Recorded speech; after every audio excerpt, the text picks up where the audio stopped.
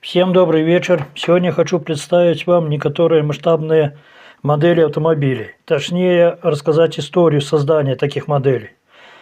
История масштабных моделей автомобилей началась в начале 20 века, как рекламный продукт для демонстрации новых моделей клиентам.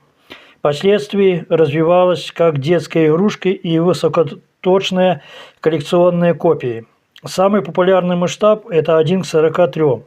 Он возник в Великобритании как создание автомобилей для комплектации игрушечных железных дорог.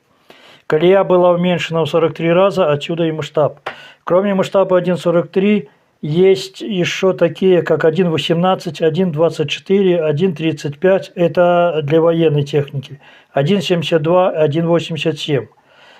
Первоначально модели делали из черных металлов, позднее перешли на различные сплавы и высококачественный пластик.